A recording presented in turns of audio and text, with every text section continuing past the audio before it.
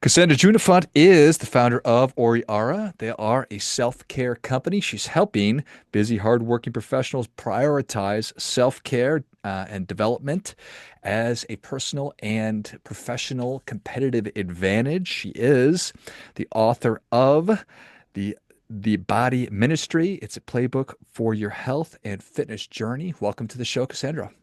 Thank you so much, George. I'm really actually very excited to be here. Oh, Thanks for the definitely. intro. Yeah, I'm excited to have you on. Tell us about your personal life, some more about your work, and why you do what you do. Yeah, so I've been in corporate, like many people most of their life, went through I was a human resources professional for over 20 years. And alongside that, though, also like many women, struggled to lose the baby weight with my youngest child. And so, believe it or not, I stumbled into bodybuilding one day, kind of just like stumbled across bodybuilding.com and was in awe of what I saw there about how women could look and wearing muscle and all of these things. So I ended up becoming a bodybuilder. I competed for 5 years, turned pro in 2016, and was falling in love with everything that I was learning about having a body. And so I ended up becoming a certified personal trainer, a yoga instructor. I owned a gym. Studied nutrition, martial arts, supplements. I mean, I really just did the deep dive, right? And I did that because what I noticed was as I was getting more and more in touch with my body, my career was going like this. So everything I just mentioned was my side hustle to my 20-year corporate career. And I was getting the promotions, I was getting the raises. I didn't realize it then because this was like 12 years ago. Today, we call this personal branding, but back then I didn't know that's what it was called. But I realized I was branding myself. My personal brand was one as someone who was disciplined, as someone who had strategy, someone who knew how to execute project management. I mean, a lot comes along with doing those things that I mentioned, right? And at the time, I was a single mother on top of all of that. So, anyways, all of that is to say, I really just fell in love with everything there was to have about a body. And so in 2021, when my company was acquired, I was laid off and they didn't need another VP of HR. They already had one. And so I decided that this was the time. It's really interesting because I got laid off and it never occurred to me to look for a job. Like I never brushed up my resume. I didn't do any of those things. I immediately launched Ori Ara, as a company. And this is 2021. This is also when COVID was going on, right? And so for the first time, people were really curious about their health and interested in their health. And I was so uniquely positioned, having had my executive career in human resources and this side hustle in health and fitness, to bring wellness to the people in a really palatable way. And so that's what I've been doing ever since. But yeah, I guess that answers the question. A little bit about my personal life and how I got here today. That's my origin story. Was falling in love with the having a body and wanting to spread that good news to whoever will listen to me. Yeah, well, I think that that's great. It's an interesting way to describe embracing our physicality as having a body. I Yeah. don't know that I've ever heard anybody say those words before because we all Yeah. have a body. We all do, but do you think about it? Like, Yeah. are we in touch with it, have an awareness of it, a relationship with it? Yeah, it is an interesting way of putting it. But I really feel like that day when I stumbled into bodybuilding, I woke up to the fact that, oh yeah, I do have a body, and it has needs and it has desires and it has an opinion and it has, it's a whole thing. And so, yeah, it is an interesting way to put it, but I think it really does kind of capture the relationship that ultimately we can have with ourselves. Yeah. And the upside is potentially immeasurable. Obviously, we're going to increase our health span, we're going to increase our lifespan, but there are so many different positive things that come along with that, like confidence and self-assuredness and probably grittiness and toughness. And Yes, yes, all of those things. And this is why I say that self-care is professional development. A lot of times we think about self-care or taking care of our body, wellness, fitness, however you want to conceptualize it, as being somehow selfish or somehow all about, who you are, not really appreciating the fact that when you make that investment in yourself, it pays off not only to you, but everyone else around you. It translates into some of the things you just mentioned. It translates into so many beautiful aspects that really enrich our community, our workplaces, our world. There's no downside to taking care of yourself. Yeah, none whatsoever. Yeah. Definitely a, yeah, win-win. You talked about how you make it palatable, we make it accessible. Yeah. Um, do you mind? I'm curious, how old were you when you stumbled upon bodybuilding.com or whatever Yeah. the site was? I was 31, 32. I was in my early 30s. Yeah. I'm 45 now, so whatever Yep. whatever it was 12 years ago. So you and I are about the same age. Yeah. I've always had an athletic background. So, being that I'm 46, when I look at people who are my age that don't exercise, it's it sounds like such a stupid thing to say, but it's obvious to me what I need to do to be healthy, but not obvious to other people. Yeah, it is. Isn't that interesting? It's not obvious to other people, or sometimes it is, but there's a lack of either understanding and or motivation to do the things, right, that would put you in a position to have a better relationship with your body and have better health.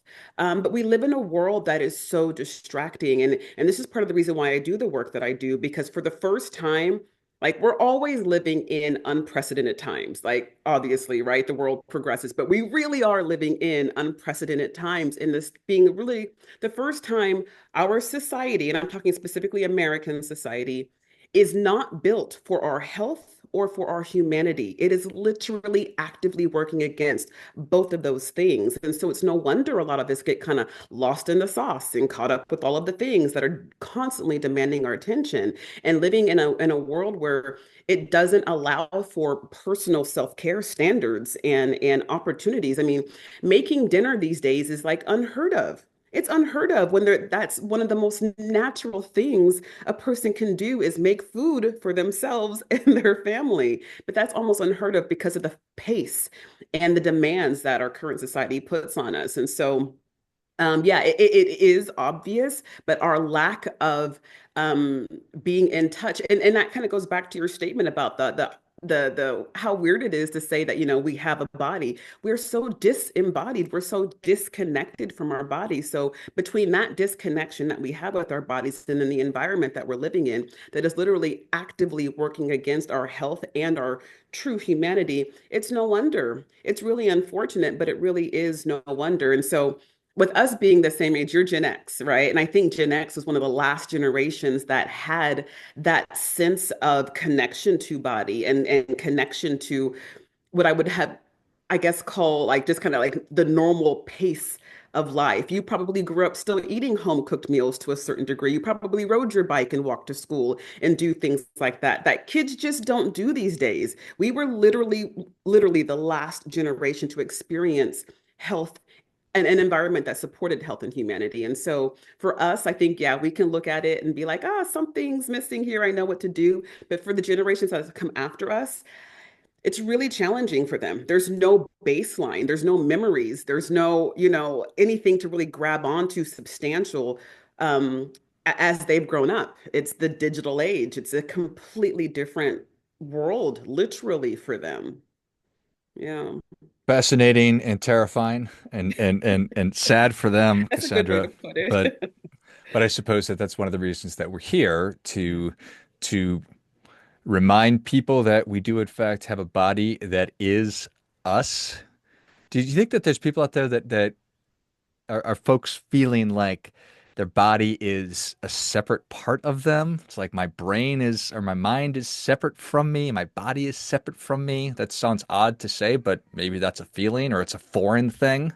Yeah, I think I don't know if separate is it, but there is definitely, I guess so, some disconnection. Most people, when they get a headache or they've got gastro issues, if there anything happens, goes wrong on the body, there is a distancing from that. Like, let me, um, yeah, there's a distancing from that. And so I do think so. I think we think of our body as, and sometimes that distance creates like an adversarial relationship with the body, or a dismissive relationship. It can be an abusive relationship that a lot of people have with their bodies. When you think about literally, the lack of sleep that we are so proud about getting, and the binge drinking on the weekends or even during the week. And I'm not judging anyone because I've definitely been there, right?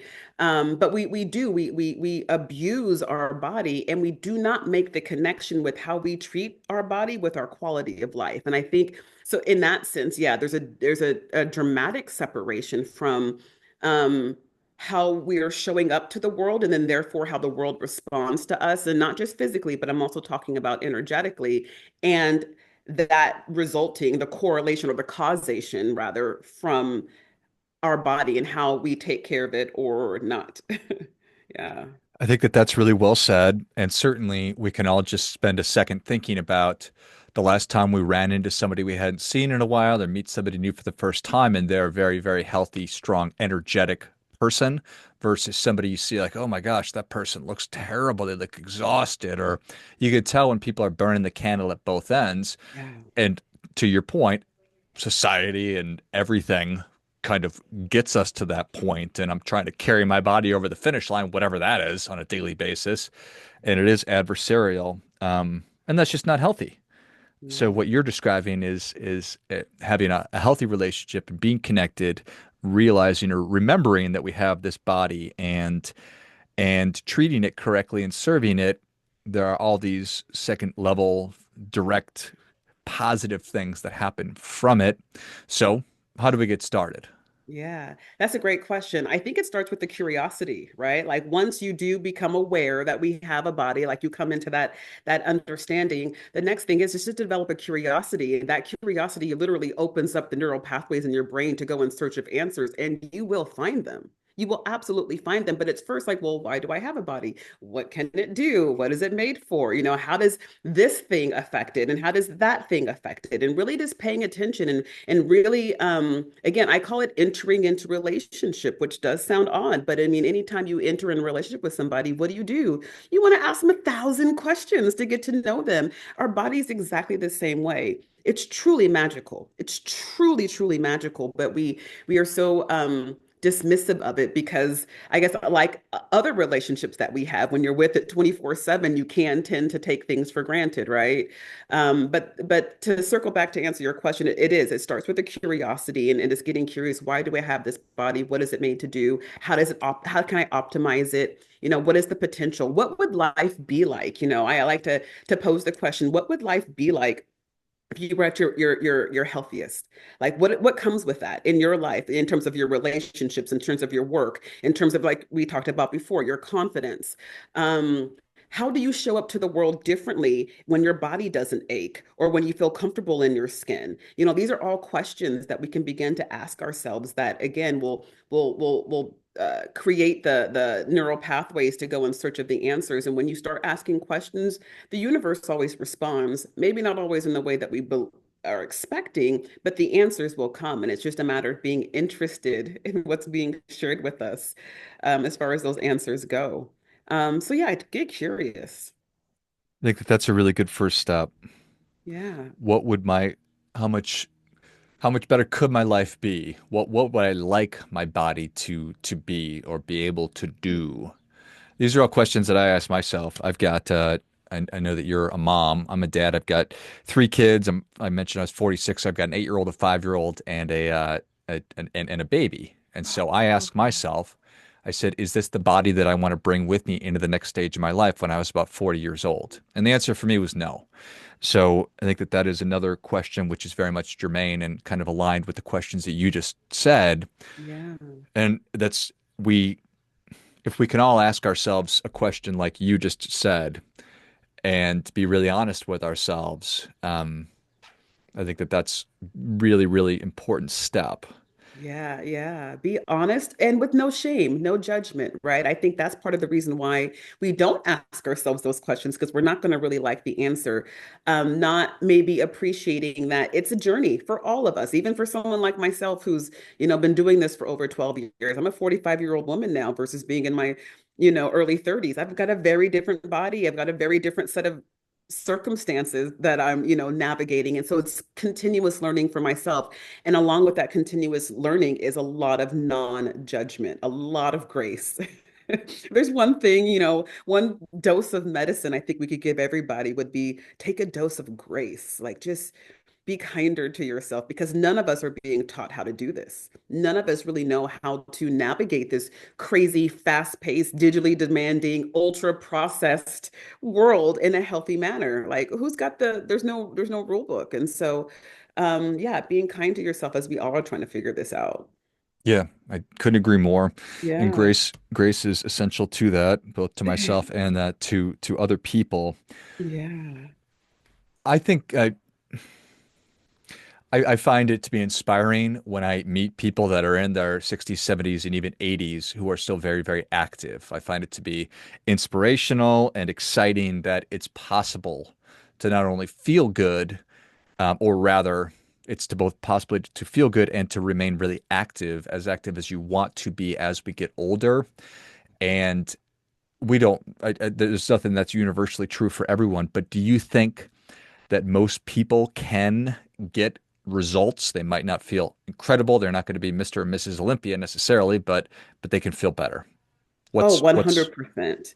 Oh, 100%. So one of the things I like to immediately clarify is that there's a difference between health and fitness. And most of the times when we think about getting healthy, we think of fitness. We think about running the triathlon or the marathon. When your doctor says you are high blood pressure, diabetes, people go sign up for a marathon as though that fitness is going to improve their health. It can, but they're not necessarily the same thing. And so when you're thinking about your next 10, 15, 20 years and aging gracefully, are you thinking health or are you thinking fitness? Because they are separate or they are separate. And so to answer the piece about fitness, absolutely. If you were to start, right now, someone who's watching this in their mid 40s, if they were to start anything right now, by the time they're in their mid 60s, they'd have 20 years under their belt of whatever that thing is. That's significant. That is absolutely worth it. You will absolutely see results. Now, to your point, you not might not be Miss Olympia or Mr. Olympia or anything like that,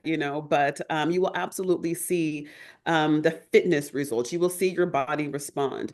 But one of the things, like circling back to the health piece, absolutely. Like there's no question that everyone can get healthier at any age. And when I talk about getting healthier, it's really it can be misleading because we're thinking oftentimes complicated things. When I talk about health, I'm talking about going to bed and getting 8 hours of rest. When was the last time any of us did that consistently?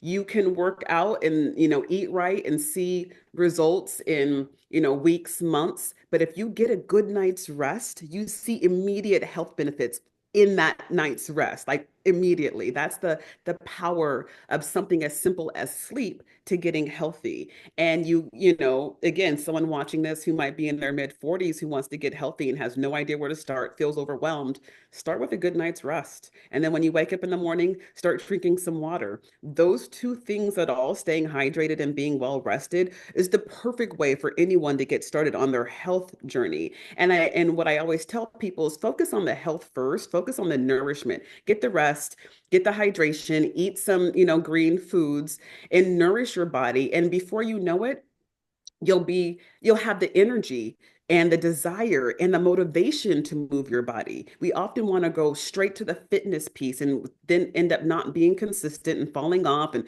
beating ourselves up. And it's because our body was never nourished enough to even go and do all of the heavy lifting or run the marathon or whatever your fitness activity of choice is. So I say fitness, if you're trying to decide like what your next step should be, focus on health with those things, the sleep, the rest, and the greens. Nourish your body for a few weeks to even a few months. And again, your body will at that point when it's fully ready to go, it's going to be ready to go and you're going to crave movement. And then you can start incorporating some fitness into your life. And mind you, fitness, I always like to remind people that walking is what we're made for. Walking is one of the most powerful and underappreciated forms of fitness and exercise and movement that people can do, and sometimes beat themselves up just by just taking a walk. But just taking a walk is exactly what our body is meant for. And it pays off in the most magical of ways because we're speaking our body's love language. We're two-legged animals. This is what we're meant to do, you know? And so leaning into that physiology is really, really powerful. Um, so yeah, start with health, nourish your body, move into fitness, and let your fitness be simple. And it can be as simple as just walking 30 minutes a day. And you start now, and again in your mid 40s, in the next 20 years, you'll have, quite a track record under your belt. So by the time your 60s do roll around, you'll be good to go. I love everything about that. I think it's empowering. It's attainable. Um, and talk about moving the needle right there. If I can Yeah. consistently or try to be in bed for at least 8 hours a night, whether I'm sleeping or not, we can cross that bridge when we get to it. But try to be laying in your bed for 8 hours a night, drink water and get proper hydration. I bet the vast majority of Americans barely drink any water at all. And then from a food perspective, yes, Yeah. so many opportunities to stop eating processed foods and Yeah. poisoning ourselves. And just that Yeah. alone, you'll start feeling so much better and then incorporating some walking and see how that goes. I think that that's such a Yeah. wonderful starting point. Good, good. This is what I meant by palatable, Hmm. right? Yeah. Very easy to do. And it's just something we don't think about. Again, there's not really mainstream conversations. Everyone's trying to sell us a diet or a fitness program or a supplement. And so we bypass these free, highly accessible forms of self-care because they don't make a lot of money. But someone's got to do it. So here I am, spreading the gospel of, low maintenance self-care. Yeah. Yeah, I suppose there's not a ton of money to be made for encouraging people to be in bed for 8 hours, drink water, and stop eating crappy food. Yeah, yeah, There's no. more money in other things. So Yeah, yeah. something I'm really curious about and have been curious about, being that I am a man and you are a woman, I will ask you, do you think that most women are intimidated by going to the gym? Is it very relative? Yeah, no, 100%. 100%. I just had this conversation yesterday. Most women are intimidated by going to the gym. I was intimidated when I first started working out and going to the gym. I actually worked out in my garage for about a good 6 or so months. My very first bodybuilding competition was me just working out in my garage because I wanted to like get there before I showed up in the gym. I wanted to look a certain type of way and have a certain amount of confidence before I went to the gym because I felt so intimidated by the gym, which is a ridiculous thing. But yeah, I think women are intimidated. And what I like to share is how supportive and nurturing an environment the gym is. People do not go there.